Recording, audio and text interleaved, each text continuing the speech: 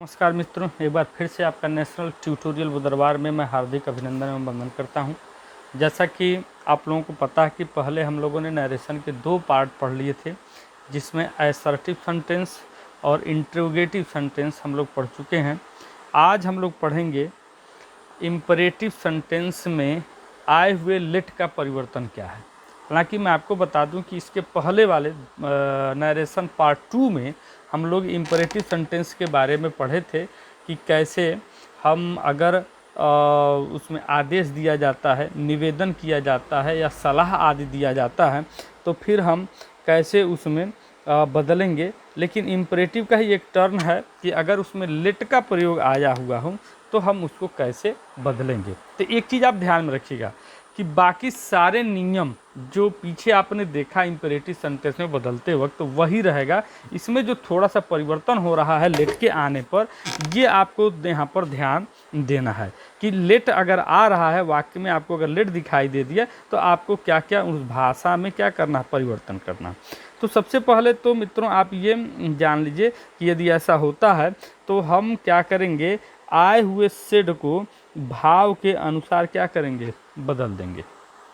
ठीक है, भाव के अनुसार, यानी वही नियम कि अगर आज्ञा दिया जा रहा है तो हम सेड को आर्डर में बदल देंगे। यदि निवेदन किया जा रहा है तो सेड को हम क्या करेंगे, रिक्वेस्टेड में बदल देंगे। तो ये नियम यहाँ लगेगा, इसीलिए मैंने दोबारा दोहरा दिया थोड़ा सा कि आप जान लें कि भाव के अनुसार इसको हमको क्या करना है, बदल देना। ठीक है, दूसरा नियम है कि कामा हटाने के पश्चात हम यहाँ कंजंक्शन दैट लगाएंगे। अब फिर से देखिए, अगर आप पिछले वीडियो में जाके लास्ट में देखेंगे तो हम लोग वहाँ क्या कर रहे थे, वहाँ पर हम लोग कंजंक्शन टू लगा रहे थे और टू के बाद वर्ब की फर्स्ट फॉर्म लेके आ जा रहे थे। ठीक है, याद आ गया होगा। लेकिन नहीं, यहाँ हम क्या करेंगे कि यहाँ हम दैट का प्रयोग करेंगे। किसका प्रयोग करेंगे, दैट का प्रयोग करेंगे, टू का प्रयोग नहीं करेंगे। ठीक है, अच्छा अगला नियम समझते हैं कि अब लेट जब आया है तो हम लेट को किस में बदल देंगे, शुड में बदल देंगे और उसको हम सब्जेक्ट के बाद लिखेंगे। देखिए यहाँ थोड़ा बद हो गया, आप इसको बाद पढ़ लीजिएगा कि लेट को हम क्या करेंगे, शुड में बदल देंगे। देखिए लेट का अर्थ भी होता है चाहिए और शुड का भी अर्थ होता है चाहिए, इसलिए हम यहाँ पर लेट को शुड में बदल देंगे। और लेट को शुड में बदलने के बाद एक जो सबसे बड़ा परिवर्तन होगा, आप देखेंगे कि लेट से वाक्य शुरू होते हैं, लेकिन जब शुड में बदल देंगे तब वह हमेशा क्या होगा, अपने सब्जेक्ट के बाद आएगा। ठीक है, इस बात का आपको थोड़ा सा यहाँ पर ध्यान देना। मैं थोड़ा यहाँ स्लाइड को थोड़ा सा बड़ा कर देता हूँ ताकि आप अच्छे से समझ सकें। ठीक है, अब देखिए एक वाक्य हम लोग यहाँ लेते हैं। वाक्य में लिखा है कि Hari said let us play a match. ध्यान दीजिएगा क्या लिखा हुआ, let us play a match, यानी कि हरी ने कहा कि चलो हम लोग एक मैच खेलते हैं। ठीक है, तो यहाँ मैच खेलने का एक प्रस्ताव दिया जा रहा है, इसीलिए यहाँ पर आए हुए सेड को, यानी इस सेड को किस में बदल दिया गया, प्रपोज में बदल दिया। Hari proposed that they should, that लग गया काम हटाने के बाद, सेड बदल गया प्रपोज्ड में, लेट बदल गया शुड में। यहाँ देखिए, लेकिन अस यानी वी का ये ऑब्जेक्ट है जो यहाँ किस में बदल गया, दे में बदल गया। तो दे पहले लिख दिया हम लोगों ने और शुड बाद में लिख दिया, और प्ले ए मैच तो खैर प्ले ए मैच रहेगा। तो यहाँ पर क्या परिवर्तन हो गया कि Hari propose that they should play a match. ठीक है, दूसरा उदाहरण हम अगर यहाँ देखें तो यहाँ he said to his officer let me go home, he said to his officer let me go home. अब यहाँ क्या है, निवेदन कर रहा है कि उसने अपने अधिकारी से कहा कि मुझे घर जाने दीजिए।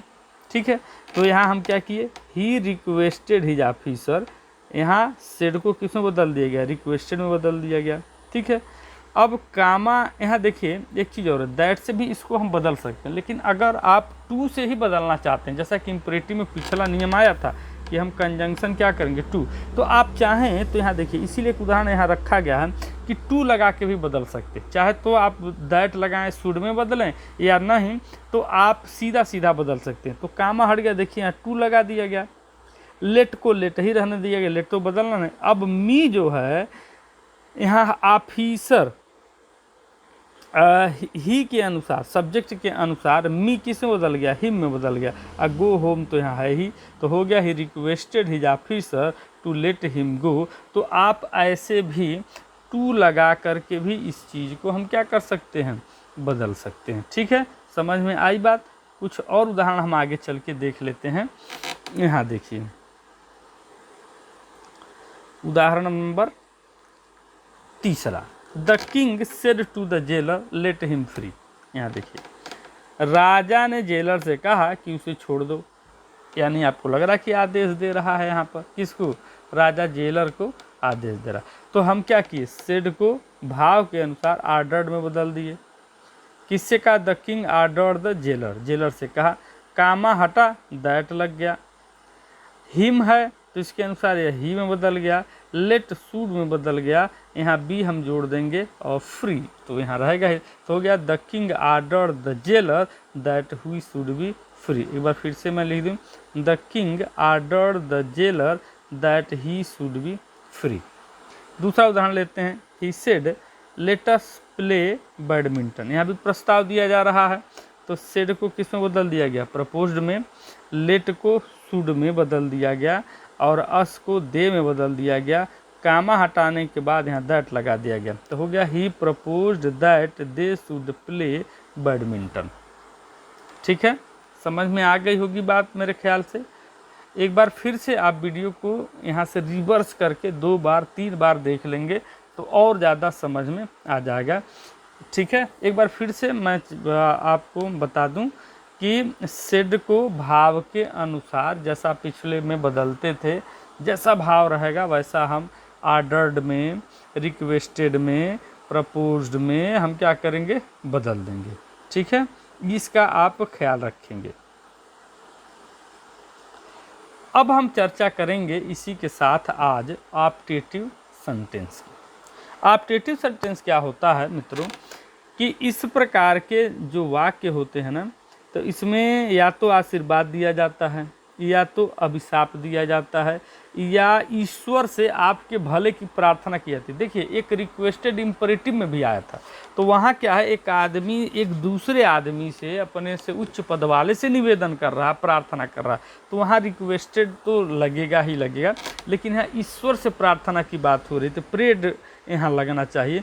या फिर इच्छा प्रकट करता है, तो अगर ऐसे सेंटेंस आते हैं तो सेंटेंस को हम क्या कहते हैं, ऑप्टेटिव सेंटेंस या इच्छा सूचक सेंटेंस हम कहते हैं। ठीक है, तो आइए देखते हैं कि इसके बदलने के नियम क्या क्या हैं और कैसे कैसे इनको बदलेंगे। बेसिक सब में वही है मित्रों, जैसा कि हमने आपको असर्टिव पढ़ाते वक्त आपको बताया था कि बेसिक सारी चीज़ें हैं कि टेंस जैसे बदलना है वैसे ही बदलेगा, प्रोनाउन जैसे बदलना है वैसे ही बदलेगा, बस कुछ बेसिक चीज़ें इसमें चेंज होती रहेंगी। अब देखिए, अगर रिपोर्टिंग वर्ब में जो सेड आया हुआ है, हम सेड को फिर यहाँ भी भाव के अनुसार क्या कर देंगे, बदल देंगे। अगर जैसे वाक्य में आशीर्वाद दिया जा रहा है तो हम सेड को विश्ड में बदल देंगे। अभिशाप दिया जा रहा है तो कर्स्ड में बदल देंगे। प्रार्थना किया जा रहा भगवान से किसी के भलाई के लिए या बुराई के लिए, जो भी कह लीजिए, तो प्रेड में बदल देंगे। अगर कोई आपसे वाक्य में गुड बाय बोलता, अलविदा लेता है, तो आप उसे बेड में बदल देंगे।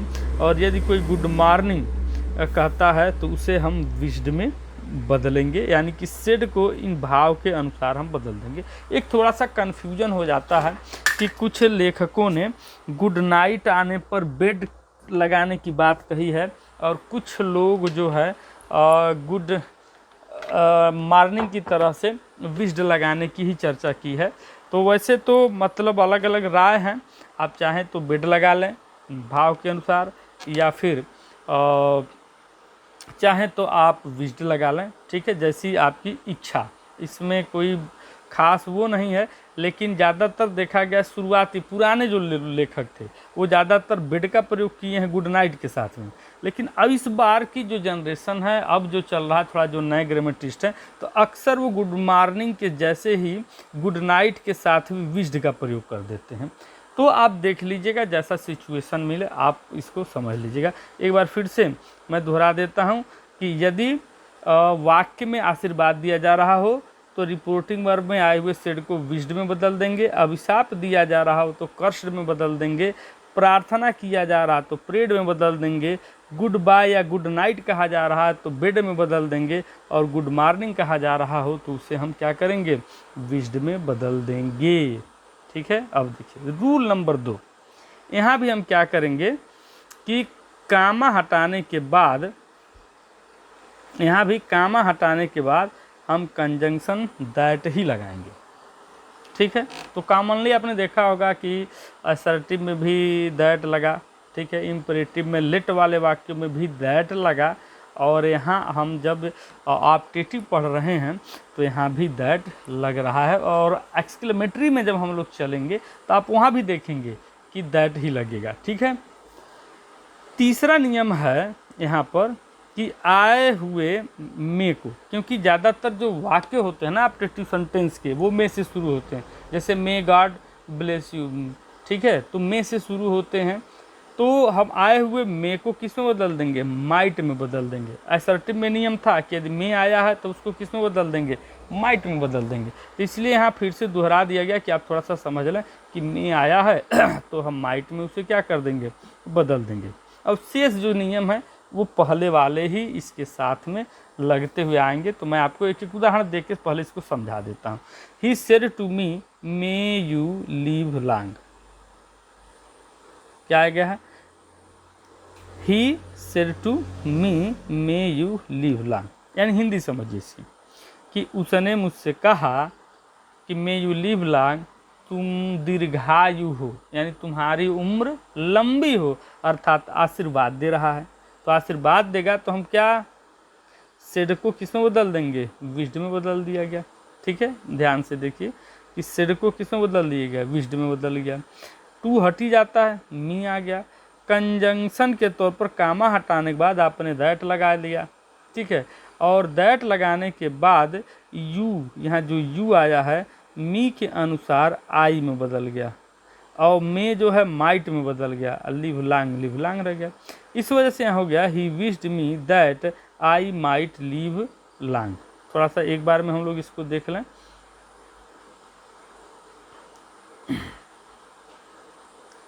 कि he wished me that I might live long. ठीक है, दूसरा उदाहरण देखते हैं। The hermit said may you go to hell, संत ने कहा, साधु ने कहा कि भाड़ में जाओ। भाड़ में जाओ का मतलब या नरक में जाओ, इसका तात्पर्य ये हुआ कि कहीं ना कहीं वो आपको अभिशाप दे रहा। कौन, साधु। अगर आपने परेशान किया तो कह दिया कि may you go to hell, भाड़ में जाओ। तो यहाँ क्या हो गया, हर्मिट का हर्मिट हो गया, सेड कर्स्ड में बदल गया है, कंजंक्शन यहाँ दैट लग गया है, मे का माइट हो गया है, यू यहाँ कोई ऑब्जेक्ट नहीं है तो थर्ड पर्सन ही में बदल गया है, और गो टू हेल तो गो टू हेल हो गया है।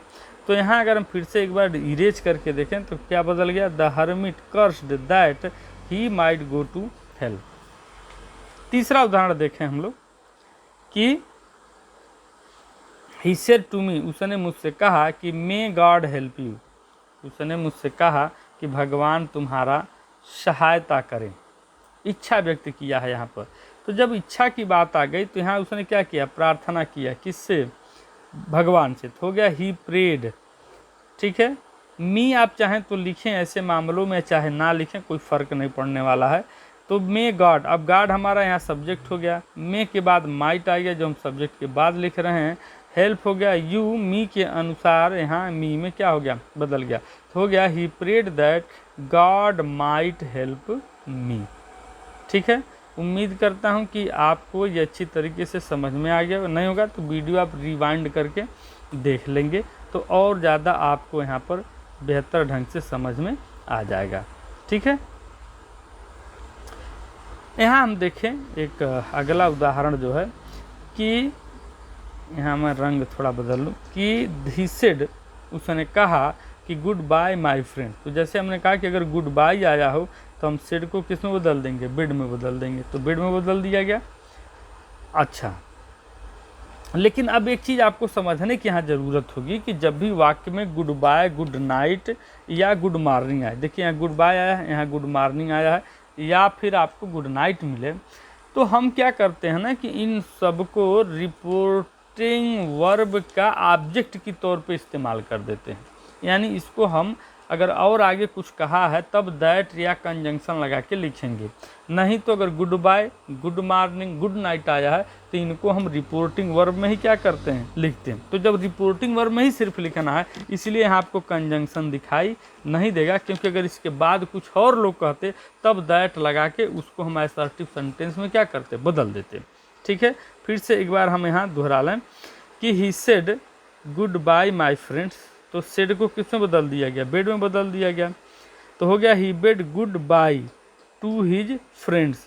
ठीक है, माई जो है यहाँ ही के अनुसार यहाँ जब सब्जेक्ट नहीं आया है तो यहाँ हिज में बदल दिया गया। ठीक है, तो he bade good bye to his friend.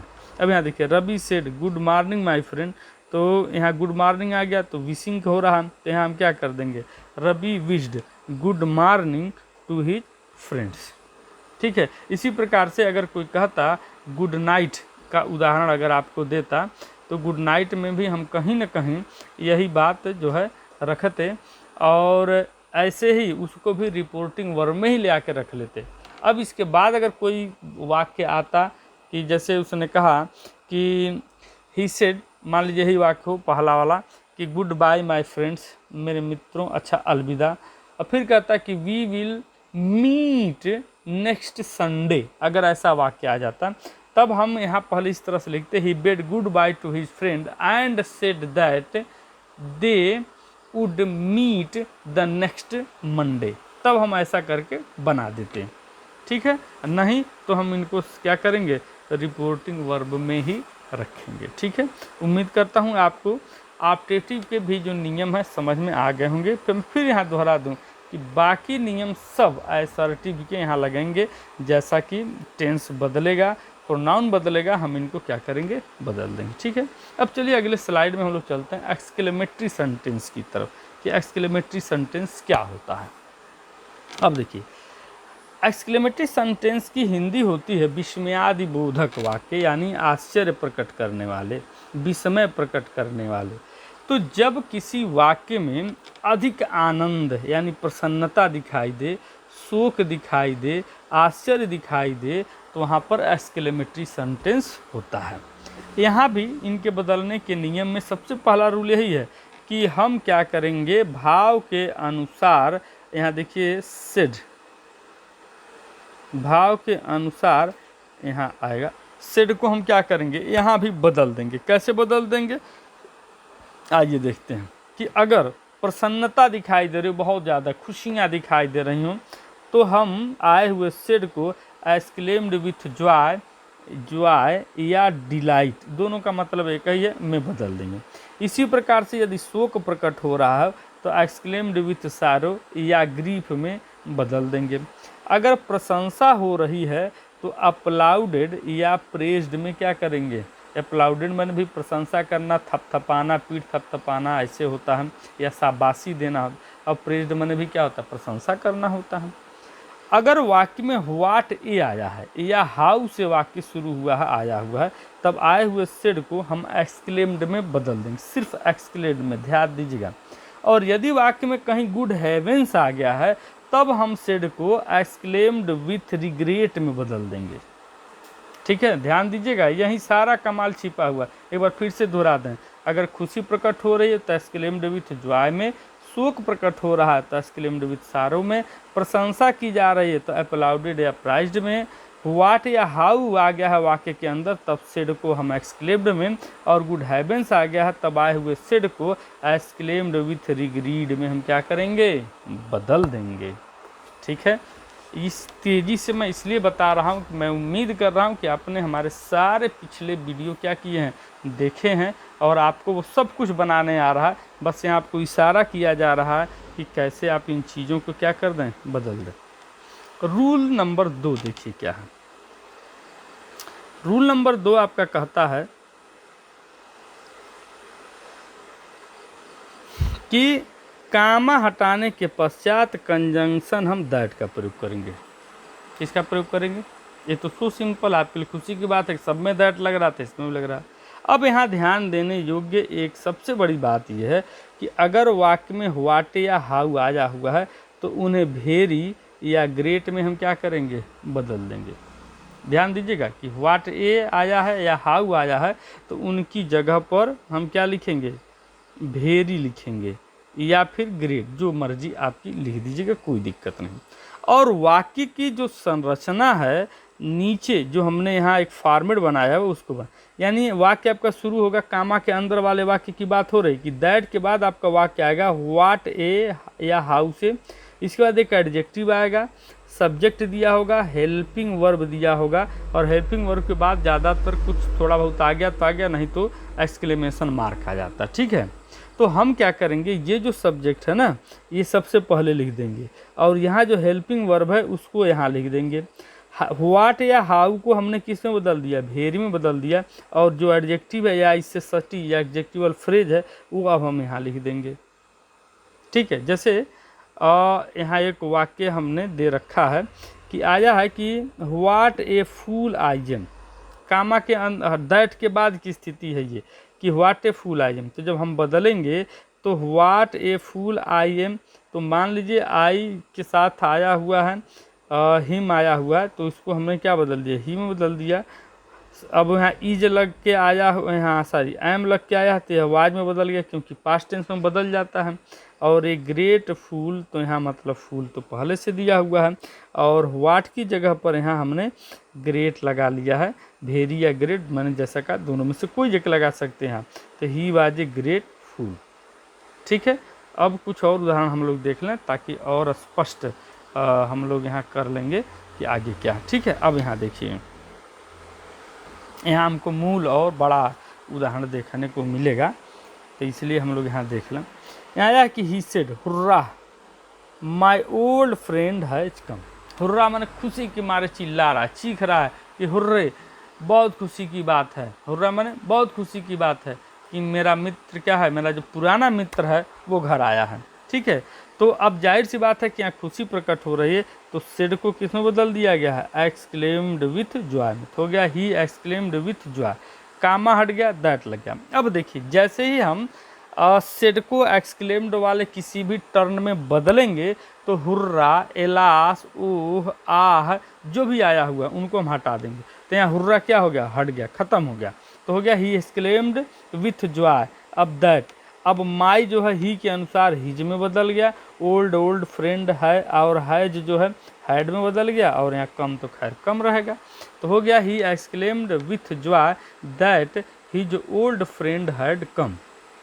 ठीक है, फिर से एक बार हम लोग दोहरा लें कि सेड को किस में बदल दिया आपने, एक्सक्लेम्ड विथ जॉय में, कामा हटाया आपने दैट लगा लिया, और एक्सक्लेम्ड विथ जॉय लगते ही हुर्रा है यहाँ क्या हो गया, ख़त्म हो गया। ठीक है, और माई जो है ही के अनुसार हिज में बदल गया, ओल्ड फ्रेंड तो वही रहा, हैज जो कि प्रेजेंट टेंस था यहाँ हम पास्ट टेंस में हैड में बदल देंगे, और कम यहाँ भी थर्ड फॉर्म है, कम वहाँ भी थर्ड फॉर्म है। ठीक है, तो क्या हो गया यहाँ पर कि he exclaimed with Joy that his old friend had come. इसी प्रकार से दूसरा वाक्य हम लोग देखें, यहाँ देखिए एलास शब्द आ गया, he said alas I am ruined, alas क्या दुख को प्रकट कर रहा, हो गया यहाँ पर ही एक्सक्लेम्ड विथ सारो, सारो लगते ही एलास हो गया गाय, अब कामा हटा दैट। ठीक है, ही वाज रूइंड, अब आई ही के अनुसार यहाँ बदल गया, सब्जेक्ट के अनुसार ही में, आई एम प्रेजेंट था, वाज पास्ट हो गया, रूइंड का रूइंड हो गया, तो यहाँ हो गया दैट ही वाज रूइंड। इसी प्रकार से हम देखें अगले वाक्यों को कि ही सेड टू अस, उसने हमसे कहा शाबाश, यू हैव डन वेल, तुमने बहुत अच्छा काम किया, यहाँ शाबाशी दे रही है, तो ब्रावो मतलब यहाँ हो गया शाबाशी देना, उत्साहवर्धन करना, इसलिए हम यहाँ क्या करेंगे, सेड को एप्लाउडेड में बदल सकते हैं या प्रेज्ड में बदल सकते हैं, जो भी आपकी इच्छा है आप जाने। He applauded us that we had done well, उसने हम लोगों का उत्साह बढ़ाया कि हम लोगों ने अच्छा काम किया। तो ठीक है, अब देखिए कितना आसान है ये सब बदलना, फिर भी अगर हम ध्यान नहीं देंगे तो ये सारी चीज़ें बदल नहीं पाएंगे। अगला वाक्य देखिए, Ram said to me, Ram ने मुझसे कहा how fast you are walking, तुम कितना तेज चलते हो। राम एक्सक्लेम्ड दैट, अब देखा यहाँ पर फिर से अगर हम ध्यान दें तो यहाँ क्या हो गया, यहाँ हाउ से वाक्य शुरू हो गया, किससे शुरू हो गया, तो पहला नियम क्या था कि हम इसको सिर्फ एक्सक्लेम्ड में बदलेंगे, तो एक्सक्लेम्ड में हमने सेड को बदल दिया, बात खत्म हो गई, कामा हटाया दैट लगा लिया। यू जो है यहाँ मी के अनुसार आई में बदल गया। वो यहाँ आर के बाद यहाँ वाज लगे तो आई वाज हो गया। यहाँ क्या है वॉकिंग आ गया तो वॉकिंग हो गया। हाउ किस में बदल गया, वेरी में, और एडजेक्टिव चला गया पीछे फास्ट यहाँ चला है तो हो गया Ram exclaim the that I was walking very fast.